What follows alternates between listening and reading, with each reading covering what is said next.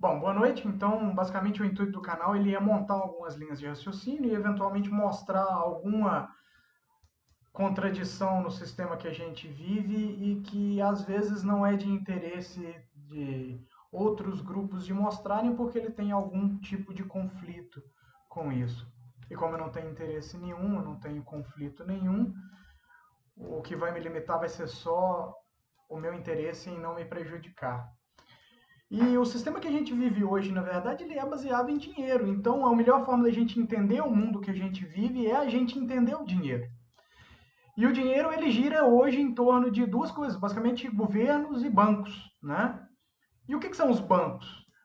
Os bancos, na verdade, eles começaram guardando o ouro das pessoas, o ouro que é o tipo de dinheiro mais clássico que nós temos. E os banqueiros que tinham uma quantidade muito grande de ouro depois da época do renascentismo, eles começaram a guardar o ouro de outras pessoas e com esse ouro guardado de outras pessoas eles podiam emprestar ouro para quem quisesse, desde que pagando juros para isso. E esses juros que eles pagavam, ele é basicamente o lucro do banco, menos o que ele tem que pagar para quem colocou aquela reserva lá. Se eles puderem, com uma quantidade de reserva só, emprestar esse dinheiro para mais pessoas, isso maximiza o lucro dos bancos. E basicamente o que os bancos começaram a fazer era, com aquele ouro que ele tinha reservado, eles emitiam papéis e colocavam como certificados de reserva de ouro que eles davam para as pessoas. Aquele certificado de reserva de ouro, ele circulava como o primeiro tipo de papel moeda que existiu. Por quê? Porque o ouro ele tem uma dificuldade muito grande de transação.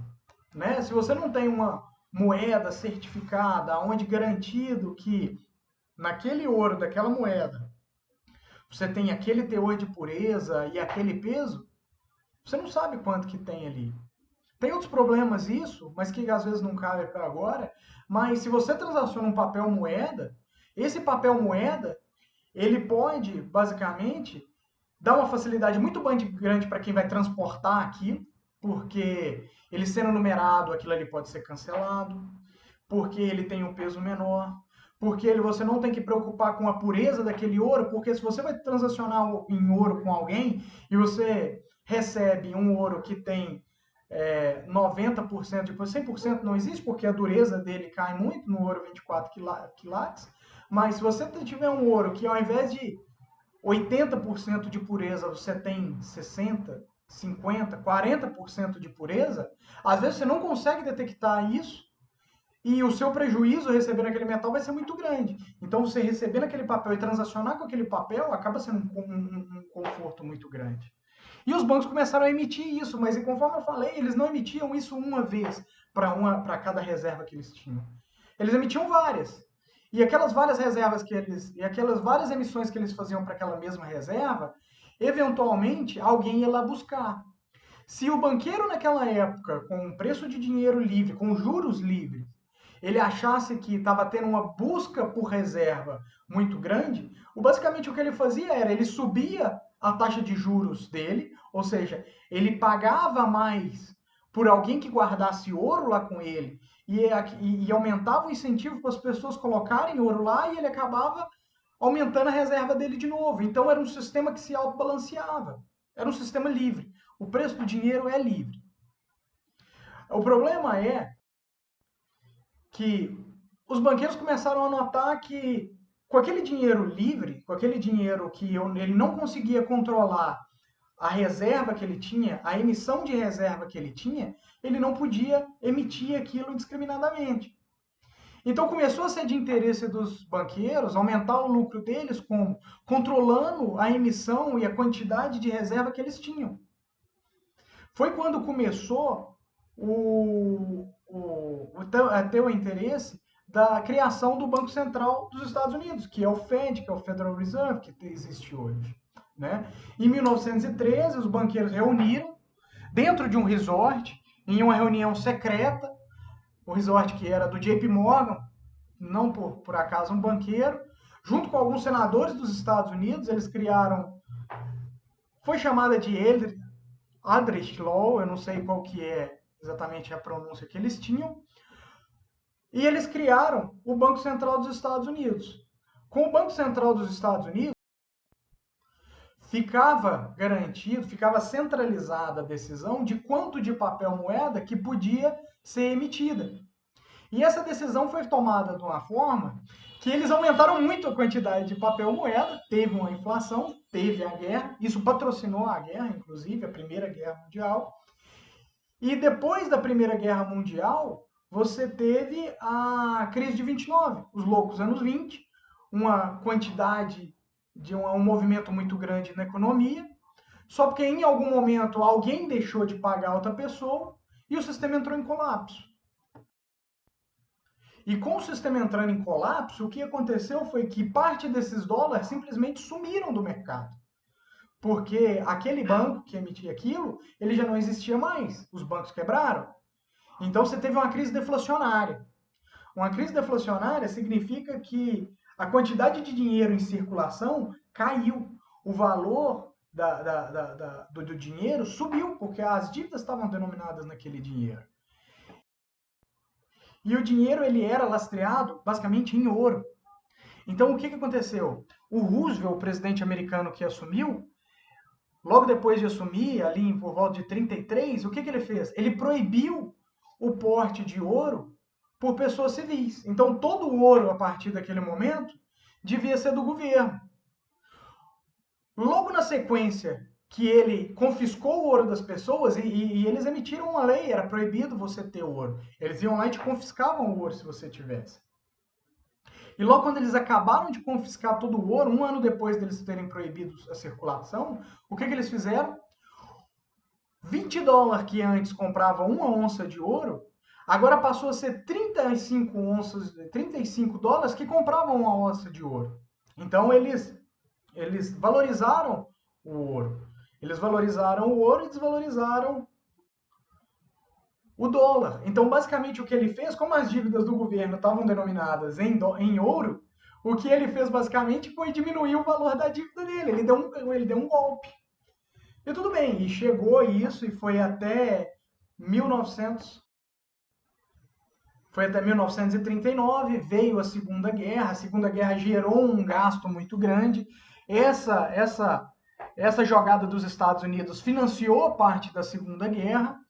E quando veio em 1945, a Europa estava absolutamente devastada, não tinha produção industrial nenhuma, o resto dos países também estavam todos destruídos. O que os Estados Unidos fez foi, como ele tinha produzido tudo nesse meio tempo, porque é um país sozinho, onde ele basicamente só foi atacado em Pearl Harbor, não teve guerra dentro do território continental americano, ele estava com a base industrial dele instalada. E como ele recebia dinheiro dos outros países em ouro, ele virou e falou, ele tinha uma quantidade de reserva de ouro muito grande. Em 1945 ele virou e fez o Tratado de Bretton Woods, onde ele falou o seguinte, falou assim, olha, países, vamos fazer o seguinte, como eu tenho muito ouro, vocês podem confiar que eu tenho muito ouro. E eu tenho muito ouro, então vamos fazer assim, ó.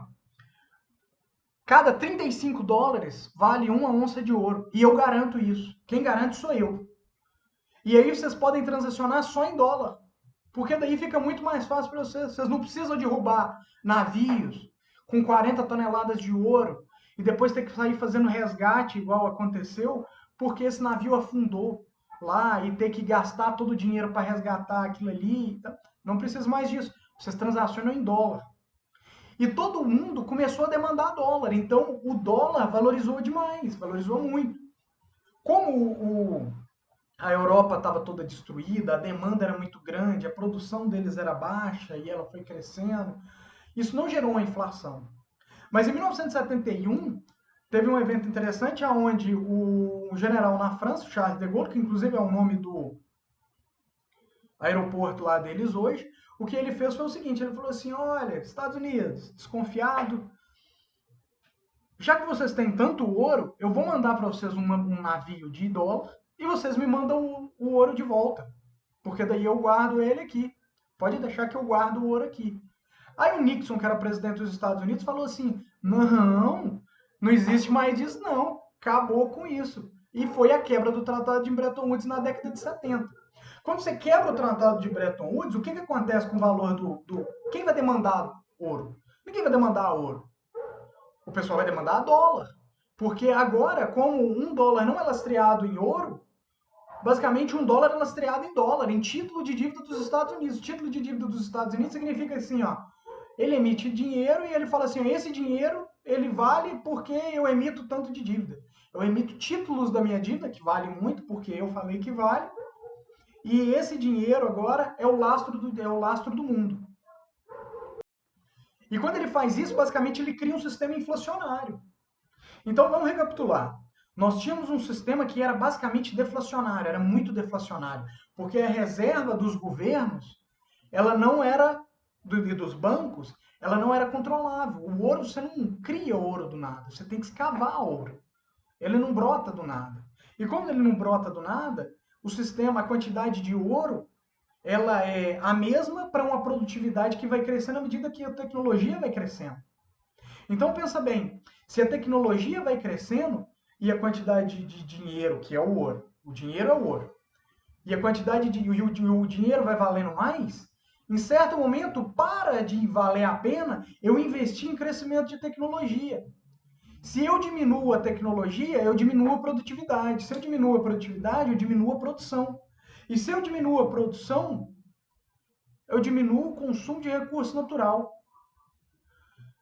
E basicamente, então, a criação do dinheiro inflacionário, ela é responsável por um aumento desordenado do gasto e do consumo de recurso natural. E isso que eu acho uma incoerência muito grande, porque quando a gente fala entre direita e esquerda, e isso vale vários outros vídeos, o que é direita, o que é de esquerda, o combo de esquerda, geralmente, eles defendem que o capitalismo e o consumismo são responsáveis pela destruição do meio ambiente. Enquanto, na verdade, o capitalismo ele diminui uma menor intervenção do Estado. E a menor intervenção dos governos e do Estado, inclusive na economia, ela vai gerar um dinheiro mais deflacionário, que foi o que não aconteceu. E quando aumentou na maior taxa o consumo de recurso natural, ele bate exatamente com essa linha do tempo da criação do dinheiro inflacionário. E essa é uma controvérsia, um paradoxo que eu acho muito interessante. Beleza, obrigado.